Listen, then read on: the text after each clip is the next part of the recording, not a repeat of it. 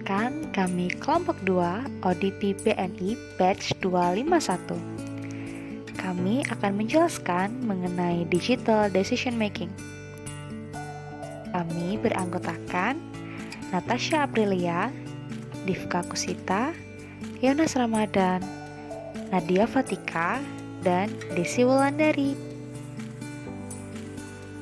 Sebelum kami membahas mengenai Digital Decision Making, yuk kita lihat bagaimana kami menjelaskan mengenai Transformation of Bank.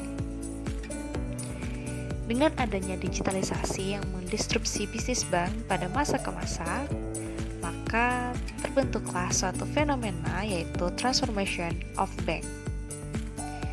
Dalam Transformation of Bank, ada beberapa tahapan antara lain Bank 1.0, Bank 2.0, Bank 3.0, Bank 4.0, dan Bank 5.0.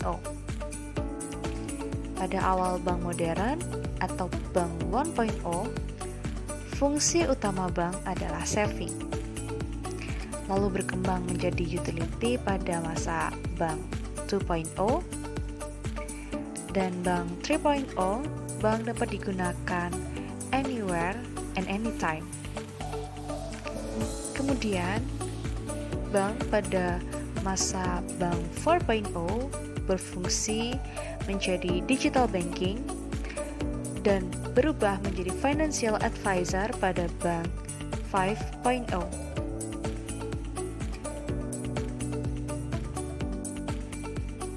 Disrupsi yang terjadi akan terus berlanjut seiring terus berubahnya lingkungan-lingkungan eksternal maupun internal. Hingga pada seperti saat ini yang sedang memasuki era VUCA, yaitu volatility, uncertainty, complexity, dan ambiguity. Sangat penting bagi kita untuk dapat terus beradaptasi dan menjadi agile dalam setiap perubahan untuk dapat memberikan pengambilan keputusan yang tepat. Oleh karena itu, diperlukan mengenai penerapan decision making. Lalu, apa itu decision making? Decision making merupakan proses kognitif yang bertujuan untuk memilih solusi yang tepat di antara beberapa pilihan yang ada. Proses decision making tidak dapat dipisahkan dari problem solving karena problem solving adalah proses untuk menemukan semua kemungkinan-kemungkinan dari solusi tersebut.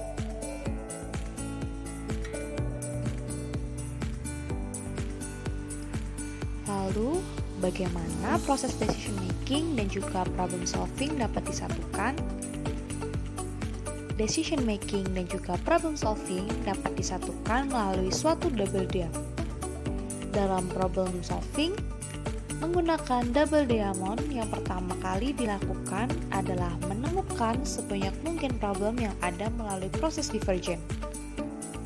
Dari semua problem itu kemudian dicari satu masalah yang menjadi root case melalui proses convergent. Proses memutuskan root case ini merupakan proses decision making. Setelah menemukan root case, dapat dicari sebanyak mungkin contoh solusi untuk mengatasi permasalahan melalui proses divergent. Kemudian, dari semua solusi yang ditemukan, akan dipilih satu solusi terbaik melalui proses convergent menggunakan decision making.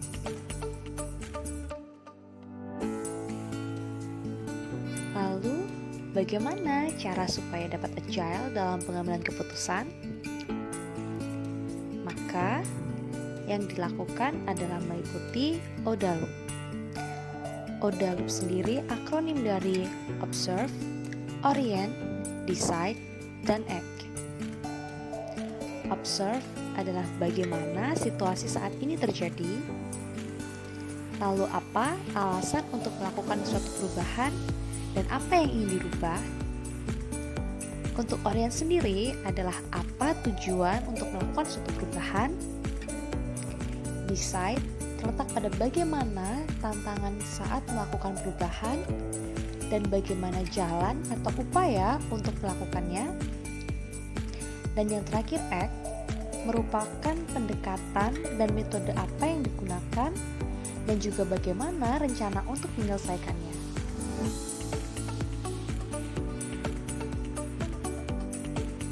Setelah kita mengetahui bagaimana konsep dari decision making, maka selanjutnya kita juga akan mengetahui bagaimana jenis dari decision making. Ada dua jenis decision making, yaitu yang pertama rational decision dan yang kedua intuitive decision. Rational decision making mendasarkan pada panduan yang sistematis bagi pengambil keputusan. Hal ini digambarkan sebagai berikut. Yang pertama, mengidentifikasikan semua pilihan yang relevan. Yang kedua, memformulasikan kriteria untuk menilai konsekuensi dari setiap pilihan. Yang ketiga, meranking tiap pilihan dan memilih alternatif yang rankingnya tertinggi untuk dapat dilakukan take action. Berbeda dengan jenis decision making yang pertama, yaitu rational decision. Yang kedua, intuitive decision merupakan proses pengenalan pola yang terjadi secara tidak sadar di dalam kepala kita. Pola-pola tersebut terjadi akibat dari pengalaman sehari-hari ataupun informasi lainnya yang sering diterima oleh kita. Berdasarkan pengalaman, kita sudah mempunyai dan mengembangkan proses pengambilan keputusan secara intuitif yang sering secara tidak sadar kita pakai. Misalnya, kita sering menghindari pusat kota bila ingin menghindari macet atau tidak ingin melalui jalan-jalan tertentu pada jam-jam sibuk. Pola-pola tersebut ada di kepala kita karena informasi yang sering kita terima ataupun kita sering mengalaminya. Intuitive decision memerlukan pengalaman atau waktu yang lama untuk dikuasai dan sangat terkait dengan kondisi emosional. Untuk dapat lebih memahami proses decision making, maka kita dapat melakukan suatu case study terkait dengan pengadaan notebook untuk karyawan jenjang relationship manager di Bank BNI cabang baru.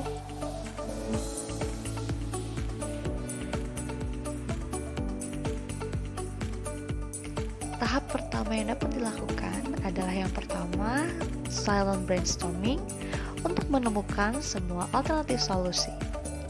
Dari proses silent brainstorming tersebut, ditemukan beberapa alternatif pilihan, di antaranya ada 8 notebook yang diperkirakan dapat menunjang kinerja dari karyawan jenjang relationship manager BNI di cabang baru.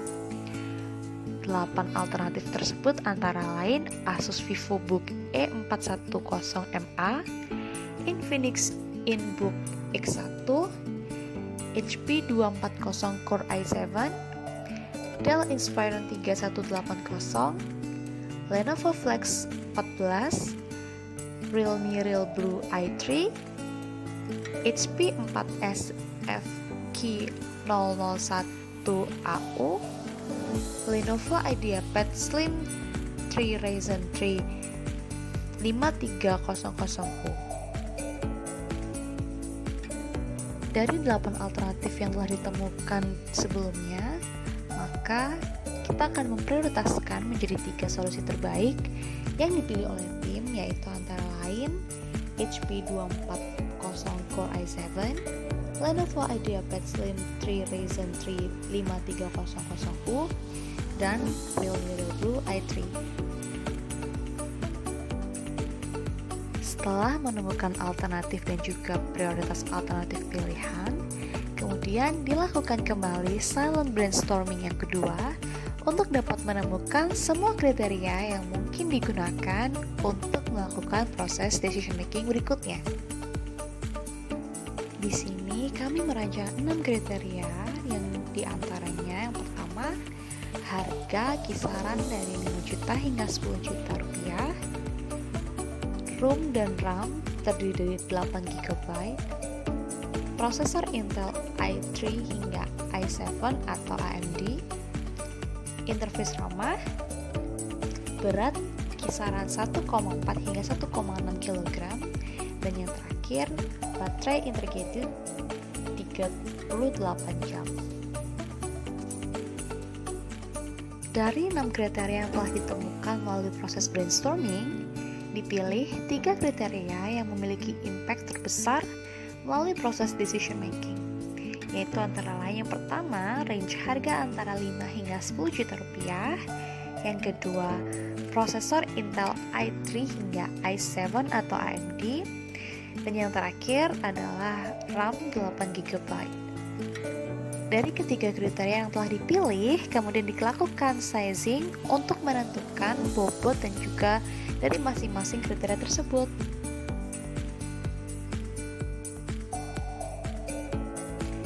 Untuk mendapatkan konsistensi rasio dalam membentuk kriteria, kita dapat menggunakan website 123ahp.com, di mana dalam menentukan keputusan didapat notebook Lenovo IdeaPad Slim 3 memiliki nilai yang lebih baik.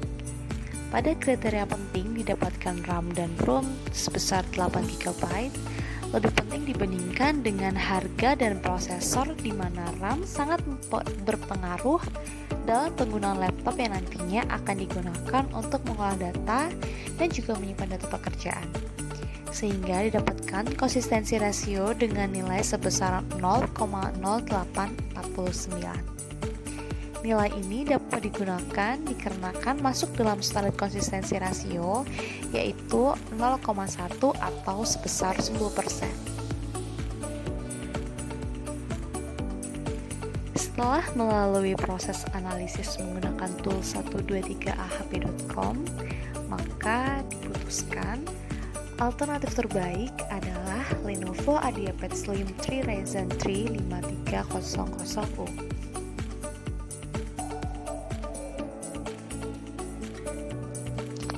Setelah menemukan alternatif terbaik, kemudian dilakukan proses brainstorming yang ketiga terkait permasalahan potensial yang mungkin muncul dalam penyelesaian goals.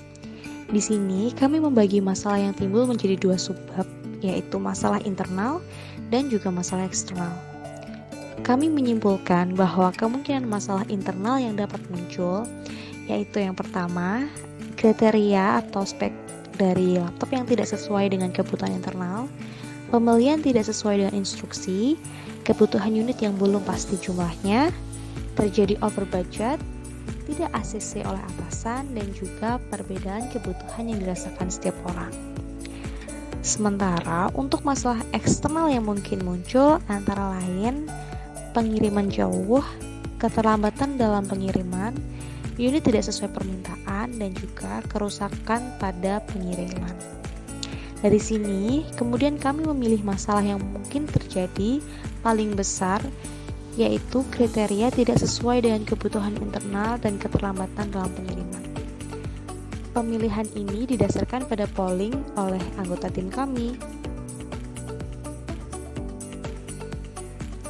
Setelah mengetahui masalah yang mungkin timbul, maka dapat dilakukan upaya-upaya untuk mengatasi atau mitigasi.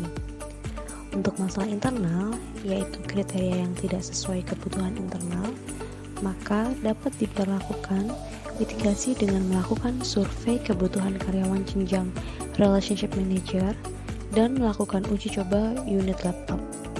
Sementara itu, untuk masalah eksternal, yaitu keterlambatan dalam pengiriman, maka mitigasi yang dapat dilakukan adalah dengan menetapkan deadline pengiriman dan juga rentang pengiriman hingga melakukan kontrol pengiriman atau tracking.